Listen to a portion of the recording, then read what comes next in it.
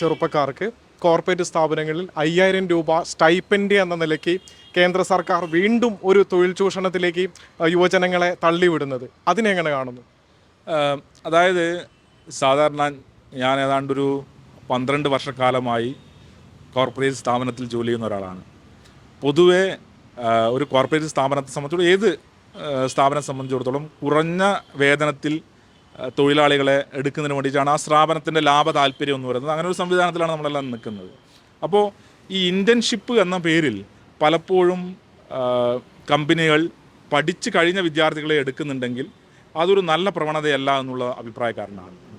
തീർച്ചയായിട്ടും ഏത് ഇൻഡസ്ട്രിയിലാണെങ്കിലും ജോലി ചെയ്യണമെങ്കിൽ, ഇൻഡസ്ട്രി മാത്രമല്ല ഏത് മേഖലയിലാണ് ജോലി ചെയ്യണമെങ്കിലും അക്കാഡമിക് പരിചയത്തിന് പുറത്ത് ചില കോമ്പിറ്റൻസീസ് എല്ലാ എംപ്ലോയീസിനും ആവശ്യമുണ്ടാവും.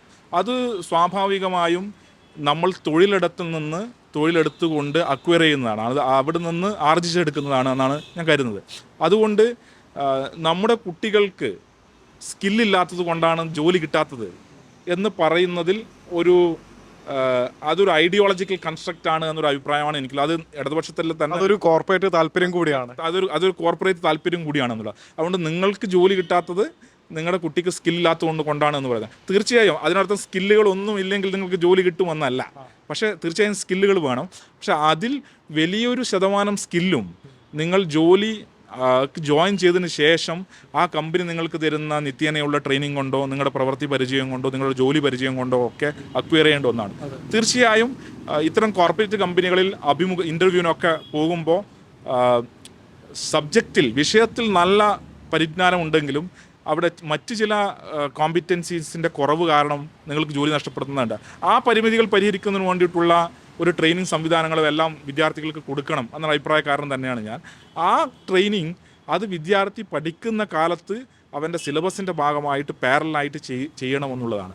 പക്ഷെ അല്ലാതെ മറിച്ച് നിങ്ങളുടെ വിദ്യാഭ്യാസം പൂർണ്ണമായി കഴിഞ്ഞതിന് ശേഷം 2 വർഷക്കാലം നിങ്ങൾ ജോലി ചെയ്യേണ്ട 2 വർഷക്കാലവും നിങ്ങൾക്ക് 5000 രൂപ സ്റ്റൈപ്പൻഡിൽ കോർപ്പറേറ്റുകൾക്ക് ജോലി കൊടുക്കുന്ന ഒരു ഏജൻസിയായി അതിനൊരു ഏജൻസിയായി കേന്ദ്ര സർക്കാർ മാറുന്നു എന്നുള്ളതാണ്. അപ്പോൾ ഈ കേന്ദ്ര സർക്കാർ ഈ കഴിഞ്ഞ ബജറ്റിൽ ധനമന്ത്രി നിർമ്മല സീതാരാമൻ പ്രഖ്യാപിച്ചിട്ടുള്ള പരിപാടികളെല്ലാം നോക്കിയാൽ അതെല്ലാം സർക്കാരിൻ്റെ ഫണ്ട്, ജനങ്ങളിൽ നിന്ന് നികുതി വഴി സർക്കാർ സംഭരിച്ചിരിക്കുന്ന ഫണ്ട് കോർപ്പറേറ്റുകൾക്ക് ഫണ്ട് പമ്പ് ചെയ്യുന്നതിന് വേണ്ടിയിട്ടുള്ള ഒരു മെക്കാനിസം രൂപപ്പെടുത്തുക എന്നുള്ളതാണ്. ഇതിനു മുമ്പേ ഈ സമാനമായ പദ്ധതികൾ നേരത്തെ ഇതേ സർക്കാർ ടെക്സ്റ്റൈൽ മേഖലയിൽ ഇതുപോലെ ഇൻറ്റേൺഷിപ്പിനെ കൊണ്ട് തൊഴിൽ ക്രിയേറ്റ് ചെയ്യുന്നതിന് വേണ്ടി സ്ഥാപിച്ചിരുന്നു. അതിന് കൃത്യമായ കണക്കുകൾ എനിക്ക് ഓർമ്മയില്ല. പക്ഷേ അതിൽ നിന്നുള്ള അനുഭവം എന്ന് പറയുന്നത് ഇത് ഏതെങ്കിലും തരത്തിൽ പുതിയ തൊഴിലവസരങ്ങൾ സൃഷ്ടിക്കുന്നതിന് വേണ്ടി ഒരു വഴി തുറക്കില്ല എന്നുള്ളതാണ്. ഇപ്പോൾ ഇതിൽ സംഭവിക്കാൻ പോകുന്നൊരു വേറൊരു കാര്യം, 2 വർഷം ഒരു പുതിയ തൊഴിലാളിയെ എടുത്താലാണ് ഈ കേന്ദ്ര സർക്കാർ സ്റ്റൈപ്പൻഡ് കൊടുക്കുക എന്ന് പറയുന്നത്. അപ്പോൾ 2 വർഷം കഴിയുമ്പോൾ അതേ തൊഴിലാളിയെ എക്സ്റ്റെൻഡ് ചെയ്താൽ ആ കമ്പനിക്ക് ഈ കേന്ദ്ര സർക്കാരിൻ്റെ സ്റ്റൈപ്പൻഡ് കിട്ടില്ല, കേന്ദ്ര സർക്കാരുടെ ആനുകൂല്യം കിട്ടില്ല. അപ്പോൾ സ്വാഭാവികമായും എടുക്കുന്ന തൊഴിലാളികളെ കേവലം 2 വർഷത്തേക്ക് മാത്രം നിജപ്പെടുത്തി 2 വർഷത്തിന് ശേഷം അവരെ പിരിച്ചുവിട്ട് പുതിയ ആൾക്കാരെ എടുക്കുക എന്നുള്ളതാണ്.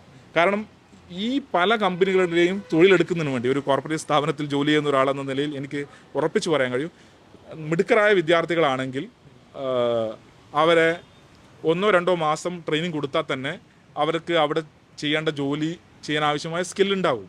അപ്പോൾ 24 മാസത്തിൽ 2 മാസത്തേക്ക് അവരെ ട്രെയിനിങ് കൊടുത്താലും ബാക്കി 22 മാസം അല്ലെങ്കിൽ 20 മാസത്തേക്ക് അവർക്ക് 5000 രൂപ ചെലവിൽ തൊഴിലാളികളെ കിട്ടുന്ന അല്ലെങ്കിൽ എംപ്ലോയീസിനെ കിട്ടുന്ന ഒരു പദ്ധതിയായിട്ടാണ് ഇത് വരുന്നത്. ഇത് കോർപ്പറേറ്റുകൾക്ക് വലിയ തോതിൽ നികുതി ഇളവ്, അവരെ സഹായിക്കുന്ന രൂപത്തിലുള്ള വിവിധ പദ്ധതികൾ നടപ്പിലാക്കുക, അങ്ങനെയൊക്കെ ചെയ്യുന്ന സമയത്താണ് വീണ്ടും അവർക്ക് വലിയ ലാഭം ഉണ്ടാക്കുന്ന തരത്തിലേക്ക് ഇങ്ങനെ ഒരു പദ്ധതി നടപ്പിലാക്കാൻ പോകുന്നത്. അതെ, അത് തീർച്ചയായിട്ടും നമ്മുടെ നാട്ടിൽ അഭ്യസ്തവിദ്യരായ ചെറുപ്പക്കാർക്ക് അവരുടെ തൊഴിലില്ലായ്മ പ്രശ്നം പരിഹരിക്കുന്നതിന് വേണ്ടി തൊഴിൽ കൊടുക്കുക എന്നുള്ളതാണ് ഒരു സർക്കാരിൻ്റെ ജോലി. അതിന് സർക്കാർ പ്രാഥമികമായി ചെയ്യേണ്ടത് സർക്കാർ തലത്തിൽ തന്നെയുള്ള ഇൻവെസ്റ്റ്മെൻറ്റ് പ്രോജക്ട്സ് അത് കൂടുതൽ നടത്തുകയും അതിൻ്റെ ഭാഗമായി ഒരു സാമ്പത്തിക വളർച്ച ഉണ്ടാകുമ്പോൾ സ്വാഭാവികമായും തൊഴിലുണ്ടാവും. പക്ഷേ കേന്ദ്ര സർക്കാർ ചെയ്യുന്നത് എന്താണ്? അവർ നിലവിലുള്ള പൊതുമേഖലാ സ്ഥാപനങ്ങൾ പോലും സ്വകാര്യവൽക്കരിക്കുന്നതിന് വേണ്ടി, ഇപ്പോൾ നേരത്തെ ആണെങ്കിൽ എയർ ഇന്ത്യ സ്വകാര്യവൽക്കരിച്ചു. ഏതാണ്ട് മോണിറ്റൈസേഷൻ പൈപ്പ് ലൈൻ പദ്ധതി വഴി ഏതാണ്ട് 6 ലക്ഷം കോടി രൂപയുടെ പൊതുമേഖലാ സ്ഥാപനങ്ങളാണ് 5 വർഷം കൊണ്ട് വിൽക്കുന്നതിന് വേണ്ടി കേന്ദ്ര സർക്കാർ പദ്ധതികൾ ഇട്ടിരിക്കുന്നത്. അതുകൊണ്ട് ഈ യുവജനങ്ങൾക്ക് തൊഴിൽ കൊടുക്കുന്നതിന് വേണ്ടിയിട്ടാണ് ഈ ഒരു സ്കില്ലിംഗ് പ്രോഗ്രാം അല്ലെങ്കിൽ ഒരു ഇൻറ്റേൺഷിപ്പ് പ്രോഗ്രാം എന്നുള്ളത് ചെറുപ്പക്കാരെ പറ്റിക്കുന്നതിന് അവരുടെ കൺകെട്ട് ഒരു വിദ്യ മാത്രമാണ്. അത് ഏതെങ്കിലും തരത്തിൽ തൊഴിലാളികളുടെ അല്ലെങ്കിൽ തൊഴിലന്വേഷകരുടെ തൊഴിൽ പ്രശ്നങ്ങൾ പരിഹരിക്കാൻ പര്യാപ്തമാണ് എന്ന് തോന്നുന്നില്ല.